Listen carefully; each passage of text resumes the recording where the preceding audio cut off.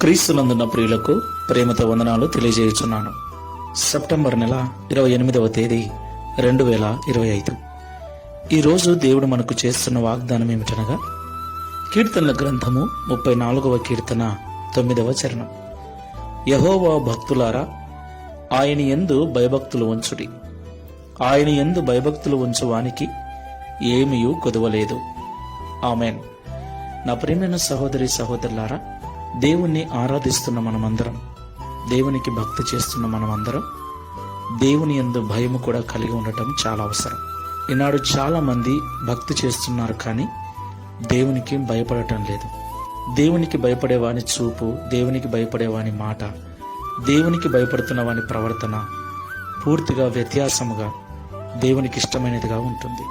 ఈ లోకంలో దేవునికి ఎవరైతే భయపడుతూ భక్తి చేస్తూ ఉంటారో వారికి దేవుడు ఏమీ తక్కువ చేయకుండా సమృద్ధి చేత నింపుతానని వాగ్దానం చేస్తున్నాడు. కాబట్టి మాటలు వింటున్న ప్రియ సహోదరి సహోదరుడా, దేవుని వలన అనేకమైన వాటిని పొందుకోవాలని ఉపవాసాలుంటూ కన్నీటి ప్రార్థనలతో విజ్ఞాపనలు చేస్తూ దేవుని సన్నిధిలో గోజాడుతున్నావా? దేవుడు నీ ప్రార్థన వినాలి, నువ్వు అడిగిన వాటిని అనుగ్రహించాలి అంటే భక్తితో పాటు దేవుని యందు భయము కూడా కలిగి జీవించు. అప్పుడు తప్పకుండా దేవుడు సమృద్ధితో నిన్ను నింపుతాడు. ప్రార్థన చేసుకుందాం. ప్రేమ స్వరూపుడా, పరిశుద్ధుడా, మీకు వందనాలు చెల్లిస్తున్నా. ఉదయకాల సమయంలో మాతో మీరు మాట్లాడిన ప్రతి మాటను బట్టి స్తోత్రములు.